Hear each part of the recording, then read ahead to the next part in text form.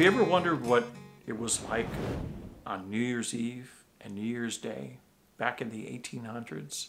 So I thought it would be interesting to put a video together exploring some of that history, looking at the traditions from that time period, as well as maybe a few stories around New Year's Eve and New Year's Day in the history of Battle Creek. So come along and join me.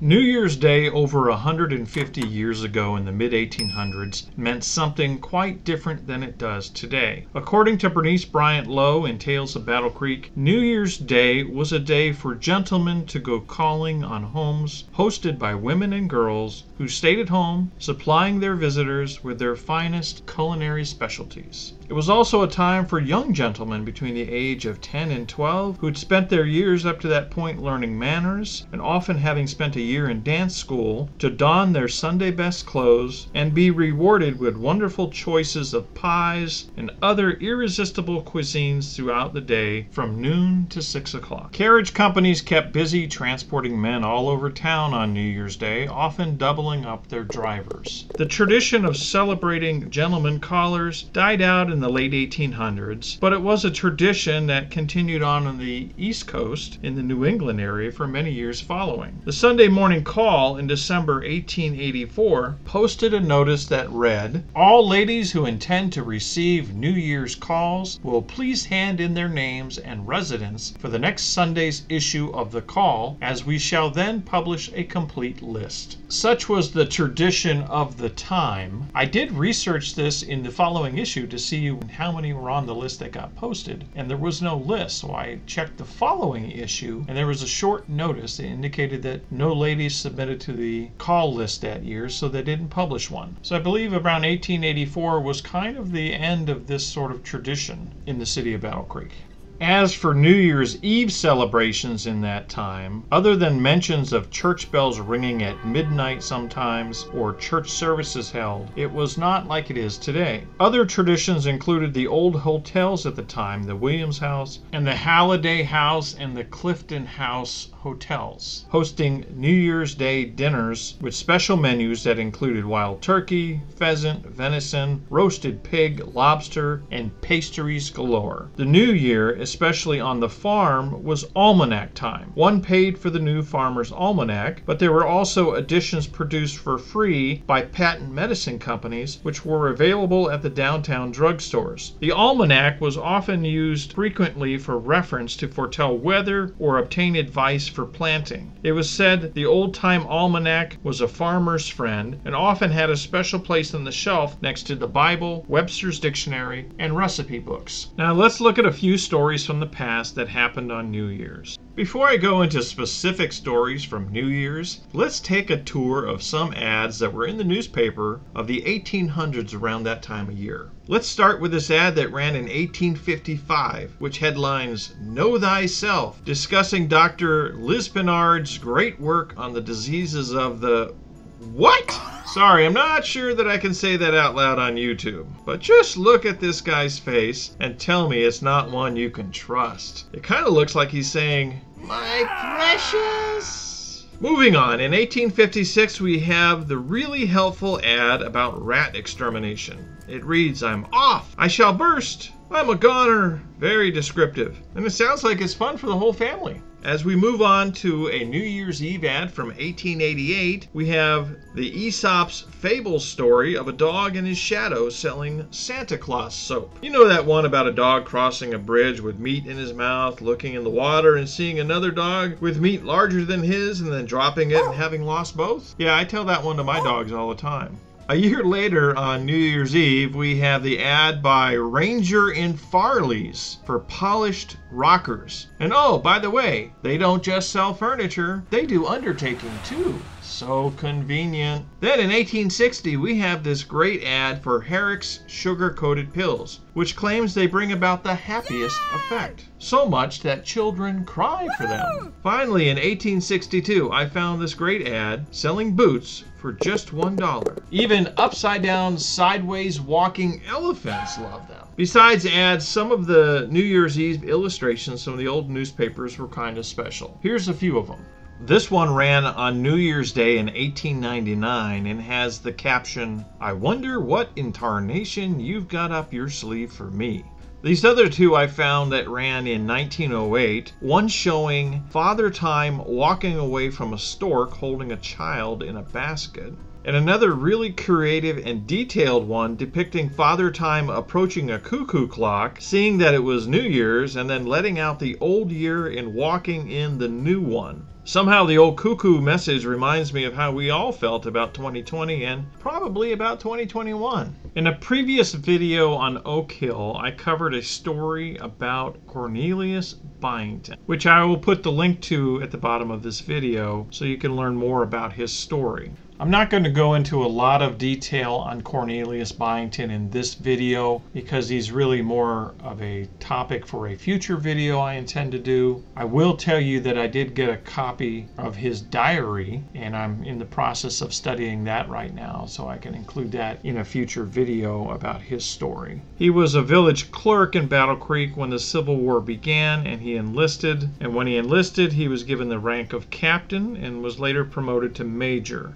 His regiment fought many battles and was in an engagement with the enemy near Knoxville, Tennessee on November 24th, 1863 when he was wounded. He ordered his men to leave him to the mercy of the enemy and save the regiment. So he was treated in a Confederate field hospital, and at first it seemed that he was on the road to recovery, but ultimately took a turn for the worse and died from his injuries on December 11th, 1863. On December 31st, New Year's Eve, 1863, his body arrived by train into Battle Creek. His funeral was held on one of the coldest days in the city's history. And it was so cold that one of the horses standing and waiting in the funeral procession froze to death and collapsed during the funeral. So that's a rather strange story that happened right around New Year's in Battle Creek. During its many decades of operation in the city of Battle Creek, the sanitarium hosted several interesting events throughout the years. One such event was featured following New Year's in 1909. It was when they held a recital for a young lady by the name of Clara Clemens. She was the daughter of the famous humorist and author Mark Twain. Just as a side note, competing with Miss Clemens that same week in the very same newspaper was the theatrical play The Honeymoon Trial being held at the Post Theater. Doesn't that look like a fun and interesting show? Women with canes and pantaloons? You know that was exciting. Wow, that's cheeky. In November 1918, World War I came to a close. By January 1919, troops were beginning to come home, but there was still fun happening at Fort Custer, especially on New Year's. In this notice of Custer Life newspaper on January 2nd, this article was posted, which reads, "New Year's party. A bunch of girls from several of the churches in Battle Creek went out to Y Hut 181 Tuesday evening for a New Year's party. The girls took boxed lunches with them and were taken to camp and back to town on army trucks." There was also a very interesting illustration in the same newspaper with depictions of troops coming home and Uncle Sam holding the world with a sign that says Peace 1919 on it. In 1933, New Year's Day brought with it a bitter winter chill at its onset, with temperatures just 9 degrees above zero. So locals took to ice skating at Gogwak Lake, as well as ice boating. There was also skating all day at Irving Park in the lagoon, despite there being some snow on the ice. So winter sports was how many in the city started their new year in 1933.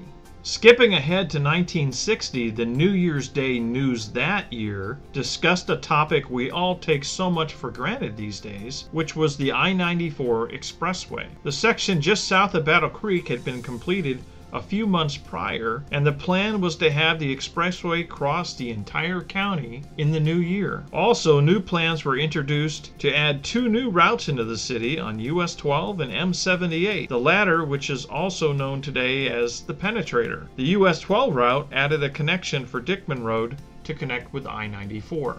Jumping ahead to New Year's Eve of 1976, when the nation's bicentennial celebration year was about to begin, the country, as well as Battle Creek, prepared for a patriotic fireworks display that evening.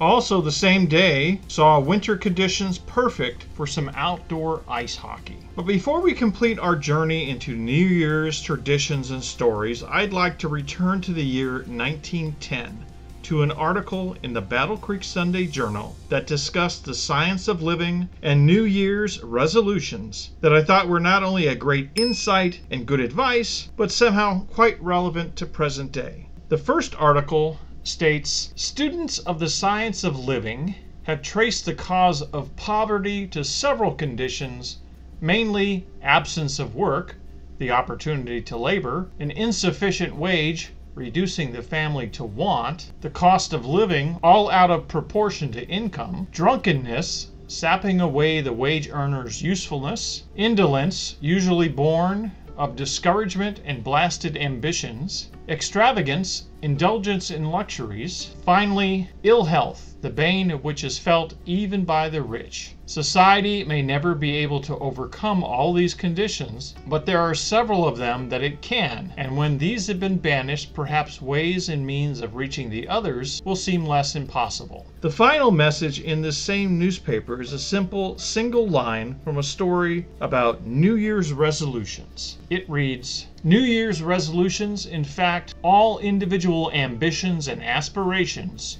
should outcircle the small confines of self. So that's definitely something to think about when planning your own New Year's resolutions for the coming year. Nothing like some good advice from 111 years ago. So that's going to do it for today's journey through history, exploring some of the traditions and stories surrounding New Year's Eve and New Year's Day in Battle Creek in Southwest Michigan. If you liked today's video, please take a minute to hit the like button down there. Subscribe to the channel, because I know a lot of folks out there watch my videos but don't always subscribe. And share the video with others. Thanks for watching. We do good? Oh, you have bad breath. You have cookie breath. You do? You have cookie breath.